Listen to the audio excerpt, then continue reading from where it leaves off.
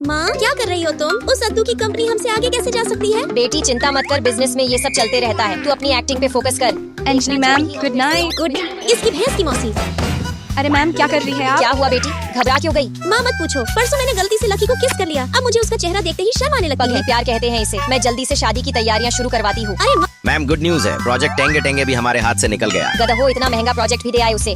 उस अद्दू की कंपनी की तो ऐसी की तैसी हो जाए। ये अरे मजाक अंजलि, तो नहीं। एक मस्त स्क्रिप्ट आई है, मुझे तुम हर हाल में इसमें चाहिए। कहानी कैसी है? एक रोमांटिक कॉमेडी जिसका हीरो मैं हूँ और जिसमें ढेर सारे किसिंग सीन्स हैं। नहीं नहीं, मुझे नहीं करनी है ए, फिल्म। अंजलि तुम्हें पता है ना तुम दोनों की जोड़ी कितनी हिट है टैक्स ऑफिस पर। इस फिल्म को सिर्फ तुम दोनों के केमिस्ट्री की जरूरत है। माफ करना पर तुम सबको नहीं लगता कि लीड एक्ट्रेस का रोल मुझ ब्यूटी को करना चाहिए? ये फिर आ गई। कल रात जैसे ही मिस्टर अद्दू की कंपनी ने अंजलि की माँ की कंपनी को पीछे छोड़ा, इसने फौरन उसके बेटे पद्दू को बॉयफ्रेंड बना लिया। ओह। अब ये किसी से नहीं डरती। पर तानिया, हमें नहीं लगता कि सुंदरी का रोल किसी बंदरी को करना तुम चाहिए। क्यों अकड़ रहे हो इतना? मैं अब तुम जैसे फटीचर के लेवल की नहीं हूँ जो तुम मुझसे बात कर सको, इसलिए अपने पिछवाड़े की खुजली को शांत करके ही रखो, समझे? सूथनी अरे के अरे तानिया, तुम्हारी औकात तो लकी की पॉटी साफ करने की भी नहीं है, इसलिए अपने अंदर की खुजली अपने अंदर ही जाने रखो। मन क्या बात है, तुम गुस्सा क्यों हो रही हो? पद्दू देखो ना, ये दोनों मेरा मजाक उड़ा रहे हैं। अरे क्वीन ऑफ बिजनेस वर्ल्ड की बेटी मिस अंजलि खुद और उसके साथ ये कुत्ता भी। वैसे जाने मन बोलो तो इस कुत्ते को इंडस्ट्री से ब्लैकलिस्ट करवा के तेरे घर पोछा मारने के लिए कंट्रोल भेज लकी दूं। बेटी। देखो लकी मेरा बॉयफ्रेंड है और अब इसके खिलाफ मैं एक शब्द भी बर्दाश्त नहीं करूंगी, वैसे समझे? अंजलि, सुना है तुम भी शाम की ऑक्शन पार्टी में आ रही हो। संयोगवश मैं भी आने वाला हूँ। देखना वहाँ अपनी अमीरी का ऐसा पाद मारूंगा कि हवा निकल जाएगी तुम्हारी। देखती हूँ शाम को किसकी हवा निकलती है। अब शाम को मुझे इस कुत्ते को औकात दिखानी पड़ेगी। ही।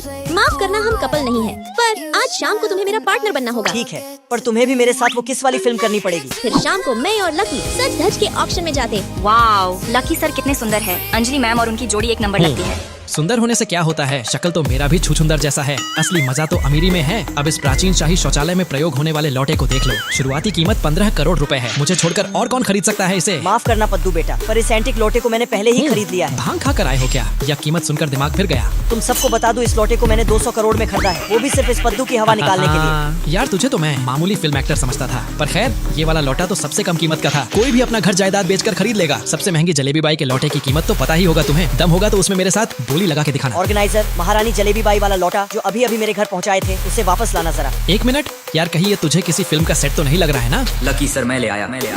ऑर्गेनाइजर। चुप रहिए।